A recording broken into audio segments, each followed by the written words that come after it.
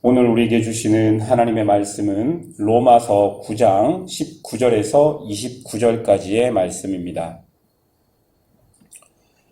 로마서 9장 19절에서 29절까지의 말씀입니다. 우리 함께 읽도록 하겠습니다. 혹 내가 내게 말하기를 그러면 하나님이 어찌하여 허물하시느냐 누가 그 뜻을 대적하느냐 하리니 이 사람아 내가 누구기에 감히 하나님께 반문하느냐 지음을 받은 물건이 지은 자에게 어찌 날 이같이 만들었느냐 말하겠느냐 통이장인가 진흙 한 덩이로 하나는 기 있을 그릇을 하나는 천 있을 그릇을 만들 권한이 없느냐 만일 하나님이 그의 진노를 보이시고 그의 능력을 알게 하고자 하사 멸하기로 준비된 진노의 그릇을 오래 참으심으로 관용하시고 또한 영광 받기로 예비하신 바 긍휼의 그릇에 대하여 그 영광의 풍성함을 알게 하고자 하셨을지라도 무슨 말하리요. 이 그릇은 우리니 곧 유대인 중에뿐 아니라 이방인 중에서도 부르신 자니라. 호세아에 그래도 이르기를 내가 내 백성 아닌 자를 내 백성이라 사랑하지 아니하는 자를 사랑하는 자라 부르리라. 너희는 내 백성이 아니라 한 그곳에서 그들이 살아계신 하나님의 아들이라 일컬음을 받으리라 함과 같으니라. 또 이사야가 이스라엘에 관하여 외치되 이스라엘 자손들의 수가 비록 바다의 모래 같을지라도 남은 자만 구원을 받으리니 주께서 땅 위에서 그 말씀을 이루고 속히 시행하시리라 하셨느니라. 또한 이사야가 미리 말한 바 만일 만군의 주께서 우리에게 실을 남겨두지 아니하셨더라면 우리가 소돔과 같이 되고 고모라와 같으리로다 함과 같으니라. 아멘. 오늘 본문 19절을 세번역 성경으로 보면 그렇다면 어찌하여 하나님께서는 사람을 책망하시는가? 누가 하나님의 뜻을 거역할 수 있단 말인가? 라고 번역되어 있습니다. 이 말은 하나님께서 주권적으로 행하시는 구원과 심판에 대한 사람들의 반론을 바울이 생각해서 본문을 시작하고 있는 것입니다.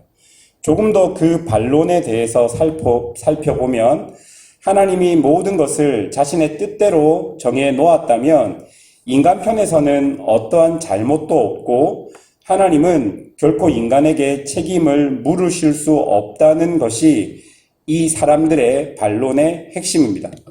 여러분 이것만 놓고 보면 참 맞는 말일 것입니다. 아마 이런 말이 나오게 된 배경을 보면 구약의 이스라엘은 아브라함 이후로부터 하나님의 선민으로 하나님의 언약 안에서 오랜 시간 동안 그 역할을 감당해 왔습니다. 그런데 여러분 신약에 와서는 혈통이 아닌 예수님을 믿음으로 그 언약의 백성이 된다라고 하니까 어이가 없고 황당했을 것입니다. 그러니 하나님이 다 정하셔 놓고 왜 우리에게 책임을 돌리느냐는 반문이 있을 수밖에 없는 것이죠. 여러분 사람들이 이런 반문을 할 것이다. 바울이 생각해서 이런 질문을 던져놓고 그리고 바울이 그 질문에 응답합니다. 20절을 보십시오. 이 사람아 내가 누구기에 감히 하나님께 반문하느냐 지음을 받은 물건이 지은 자에게 어찌 나를 이같이 만들었느냐 말하겠느냐 라고 응답합니다. 바울은 이런 반문에 응답하면서 제일 먼저 이런 반문을 하는 사람들 이런 반문을 하는 자들을 사람이라고 밝히고 있습니다. 이 사람은요, 지음받은 피조물이라는 뜻입니다. 그리고 하나님은 지은 자, 즉 창조주이신 것을 말하고 있습니다. 그러니까 바울의 응답에서 제일 먼저 나오는 것은 사람은 피조물이고 하나님은 창조주라는 것을 분명히 구분해서 우리에게 말해주는 것이죠. 창조주와 피조물의 구분을 21절은 토기장이와 진흙으로 비유합니다. 토기장이는 자신의 뜻을 따라서 기 있을 그릇과 천 있을 그릇을 만들 수 있다라고 말합니다. 즉 하나님께서는 창조주로서 자신의 선한 뜻 아래서 결정하신 것에 대해서 진흙과 같은 피조물들이 무엇이라고 반론할 수 없다라고 말하고 있는 것이죠. 왜냐하면 그렇게 피조물된 자들이 창조주에게 반론하는 것 자체가 피조물인 자신들이 창조주이신 하나님보다 더 옳다고 여기는 것이기 때문입니다. 여기서 우리가 꼭 생각해 보아야 할 것은 왜 이런 반론이 나왔냐는 것입니다. 하나님께서, 창조주이신 하나님께서 결정하시고 선택하시고 예정하신 이 모든 것에 대해서 왜 피조물인 사람들이 반론하고 있느냐는 것이죠. 그 반론이 나온 근본적인 이유는 하나님께서 하시는 일들이 피조물인 자기들의 마음에 들지 않았기 때문입니다. 하나님께서 내가 원하시는 대로 좀 뭐든지 다 해주시면 좋겠는데, 그렇지 않고 하나님께서는 자신이 원하시는, 자신이 선하게 생각하는 일들을 이루시니까 거기에 대해서 피조물인 사람들이 짜증이 난 것이죠.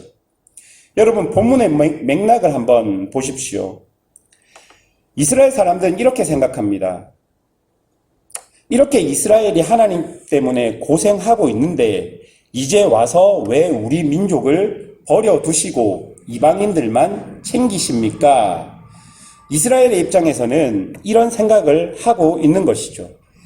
그런데 하나님께서는 토기장이로서 모든 것을 자신의 선한 뜻대로 할 수 있습니다. 그런데 그럼에도 불구하고 22절과 23절을 보면 멸하기로 준비된 진노의 그릇을 오래 참으심으로 관용하셨다라고 이야기하시고 오히려 그들을 긍휼의 그릇으로 삼아 주셨다라고 말합니다. 24절을 보십시오. 이 그릇은 우리니 곧 유대인 중에서뿐만 아니라 이방인 중에서도 부르신 잔이라. 하나님은 당신의 뜻을 어기는 모든 자들을 심판하시고 그들에게 하나님의 진노를 충분히 부으실 수 있습니다. 이스라엘이 구약의 역사를 통해서 5만 가지 죄를 하나님 앞에서 지었을 때 하나님께서는 충분히 그들을 멸망시키시고 다른 민족을 통해서 하나님의 놀라운 뜻을 이루실 수 있었습니다. 또한 하나님을 모르는 이방인들을 유대인의 말처럼 지옥의 불쏘시개로도 충분히 사용하실 수도 있는 그런 분이시고 그런 권한을 충분히 가지신 분이십니다. 그러나 하나님께서는 그렇게 하지 않으셨습니다. 뜻을 정해놓고 거역하지 못하도록 사람들을 모두 로봇으로 만들어서 자신의 뜻만 이행하도록 만드는 폭군이 아니라 충분히 죄로 죽어야 하는 자들에게도 은혜와 자비와 긍휼을 베푸셔서 그들을 돌이키게 하시는 긍휼의 하나님이신 것을 오늘 바울은 본문을 통해 말해주고 있는 것이죠. 25절부터를 보십시오. 호세아 선지자의 글을 통해 그토록 하나님을 배신하던 이스라엘을 내 백성이 아니다 하셨는데 다시 내 백성이라고 부르셨고 사랑하지 아니한다 하셨는데 다시 사랑하는 자라 부르셨습니다. 또한 27절에서 29절을 보면요. 완전히 멸망받을 자들임에도 하나님의 자비와 긍휼이 그들을 남은 자로 구원받게 하셨고 또 그런 하나님의 긍휼과 자비가 없으면 절대로 우리가 구원받을 수 없다는 것도 말해주고 있는 것입니다. 사랑하는 여러분, 하나님께서는 불공평한 폭군이 아니십니다. 이스라엘 민족이 용도 폐기된 것도 아닙니다.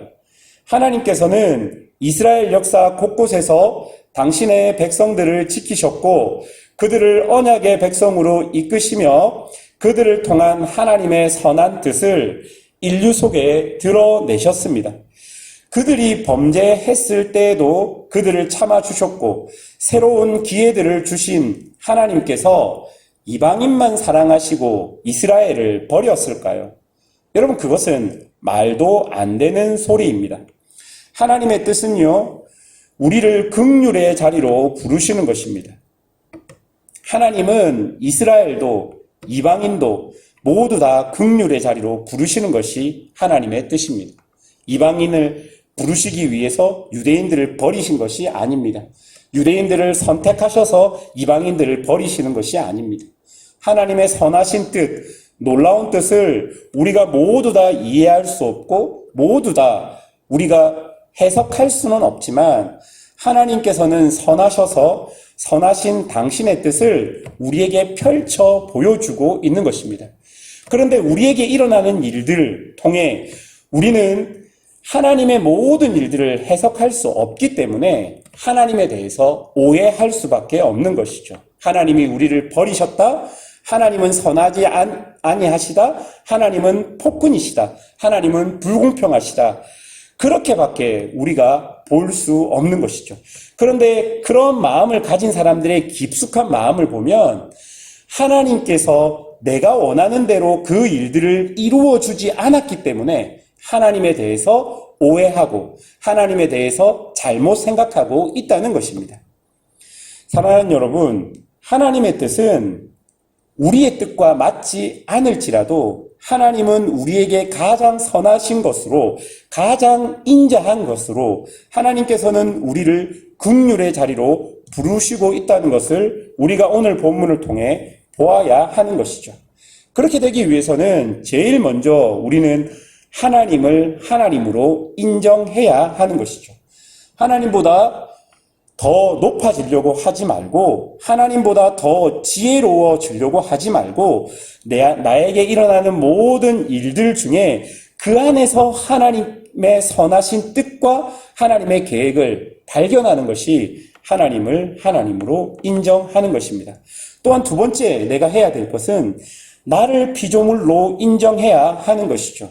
피조물인 내가 하나님을 넘어설 수 없다는 것을 인정해야 하고 내가 생각하는 모든 일이 하나님의 일보다 옳지 못하고 선하지 못하다는 것도 인정해야 하는 것이죠. 지금 당장 내게 일어나는 일만 보고 하나님이 어떻게 나에게 이럴 수 있습니까? 라고 하기 전에 하나님이 천지를 창조하셨고 지금도 이 모든 세상을 당신의 섭리로 운행하고 계시고 동일하게 내 삶도 그렇게 선하게 인도하고 계시는 것을 우리가 먼저 인정해야 하는 것입니다. 하나님은 폭군이 아닌 자비와 긍휼과 오래 참으심으로 우리에게 시간이라는 기회를 주셨습니다. 그리고 이 주어진 시간 속에서 우리를 하나님의 형상을 닮은 모습으로 만들어가고 계신 것이죠. 이 시간 속에는 고난이 있을 수 있고 아픔이 있을 수 있고 내가 이해하지 못하는 일이 분명히 있을 수 있습니다. 그래서 내가 하나님에 대해서 오해하고 원망할 수 있는 시간들이 분명히 있다는 것입니다. 그러나 주어진 이 시간을 기회 삼아서 우리가 우리에게 일어나는 일들을 통해 하나님을 조금씩 더 깊이 알아갈 때 결국은 우리의 모습이 하나님이 원하시는 모습으로 변화되게 될 것입니다. 그것이 하나님께서 우리에게 주시는 은혜일 것입니다. 오늘 이 새벽에 하나님을 하나님으로 인정하고 나를 피조물로 인정해서 나에게 주어진 모든 하나님의 계획을 하나님의 놀라운 섭리 속에서 내가 선하신 하나님을 보고 살아갈 수 있도록 그런 은혜가 나에게 있기를 기도하며 나아가는 우리 사랑하는 성도들이 되시기를 주님의 이름으로 축원합니다. 기도하겠습니다.